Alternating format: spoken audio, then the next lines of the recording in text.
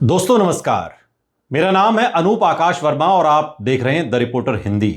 उत्तर प्रदेश विधानसभा चुनाव 2027 के करीब आते आते एक नया राजनीतिक प्रयोग तेजी से चर्चा में है और वो है चंद्रशेखर आजाद और उनकी आजाद समाज पार्टी का विस्तार अभियान।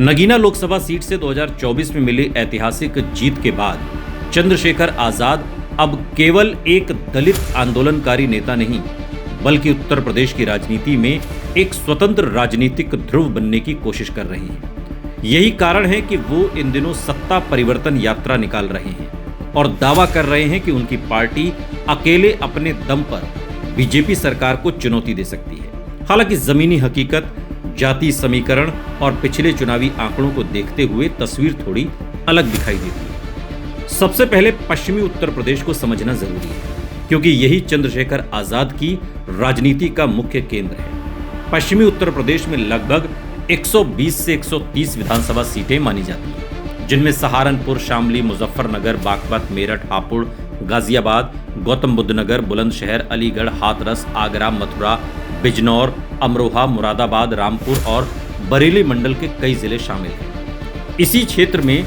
जाटव और अन्य दलित समुदायों की बड़ी आबादी है। कई विधानसभा क्षेत्रों में दलित वोट 18 से 30% तक पहुंचते हैं। यही वो सामाजिक आधार है जिस पर चंद्रशेखर आजाद अपनी राजनीति खड़ी करना चाहते हैं। 2024 के लोकसभा चुनाव में नगीना सीट से चंद्रशेखर आजाद की जीत ने यह साबित किया कि वो केवल सोशल मीडिया या आंदोलन की राजनीति तक सीमित नहीं है। उन्होंने पारंपरिक दलों को हराकर संसद तक पहुंच बनाई। लेकिन यह भी ध्यान रखना होगा कि लोकसभा और विधानसभा चुनावों का गणित अलग होता है। नगीना में उनकी जीत के पीछे जाटव, अन्य दलित समुदायों, मुस्लिम वोटों के एक हिस्से और युवा मतदाताओं का असाधारण ध्रुवीकरण था।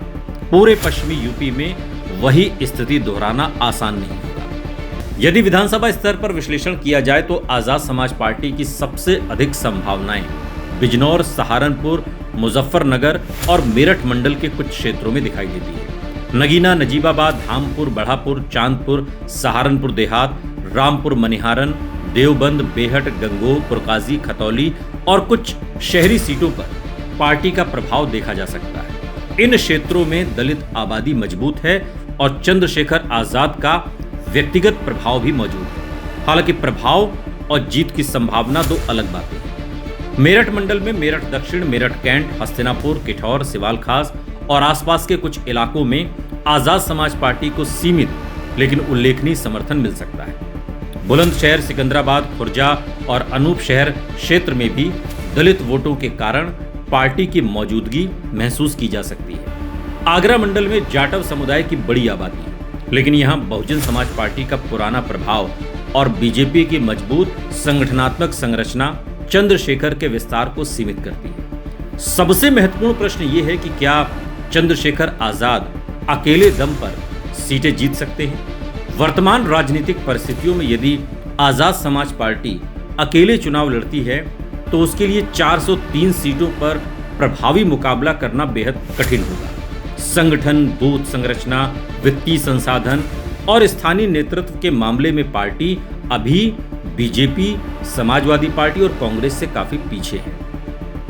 लेकिन इसका यह मतलब नहीं कि वो अप्रासंगिक है। पश्चिमी यूपी की 25 से 40 सीटों पर वो चुनावी परिणामों को प्रभावित करने की क्षमता रखती है। जमीनी विश्लेषण बताता है कि आजाद समाज पार्टी की 3 तरह की सीटें हो सकती हैं। पहली श्रेणी की वो सीटें जहां पार्टी मजबूत लड़ाई में दिखाई दे सकती है। इनमें नगीना, नजीबाबाद, धामपुर, बढ़ापुर, रामपुर, मनिहारन, बेहट और कुछ अन्य सीटें शामिल हो सकती हैं। दूसरी श्रेणी में वो सीटें हैं जहां पार्टी दूसरे या तीसरे स्थान पर रहकर भविष्य की राजनीतिक जमीन तैयार कर सकती है। तीसरी श्रेणी वो सीटें हैं जहां उसका वोट प्रतिशत कम रहेगा लेकिन वो मुख्य मुकाबले का अंतर प्रभावित कर सकती है। यदि 2027 में आजाद समाज पार्टी अकेले चुनाव लड़ती है तो वर्तमान परिस्थितियों में उसका संभावित वोट प्रतिशत राज्य स्तर पर लगभग 2 से 5% के बीच रह सकता है। पश्चिमी यूपी के कुछ जिलों में ये 8 से 15% तक भी पहुंच सकता है। इस आधार पर पार्टी 1 से 5 सीटें जीतने की स्थिति में आ सकती है, जबकि 15 से 25 सीटों पर मुकाबले को त्रिकोणीय बना सकती है। हालांकि यह अनुमान राजनीतिक परिस्थितियों, उम्मीदवारों और चुनावी गठबंधनों पर निर्भर करेगा।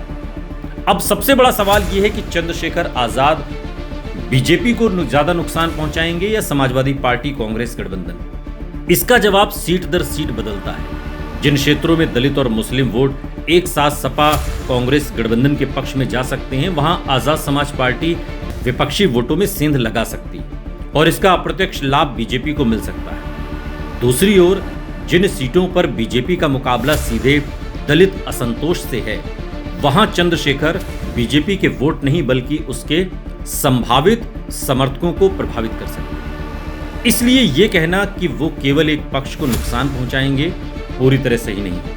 राजनीति के जानकारों का मानना है कि यदि चंद्रशेखर आजाद और समाजवादी पार्टी के बीच किसी प्रकार का चुनावी समझौता होता है तो पश्चिमी यूपी में विपक्ष की स्थिति बहुत मजबूत हो सकती है। लेकिन फिलहाल चंद्रशेखर आजाद स्वतंत्र राजनीतिक पहचान बनाने के रास्ते पर दिखाई देते हैं।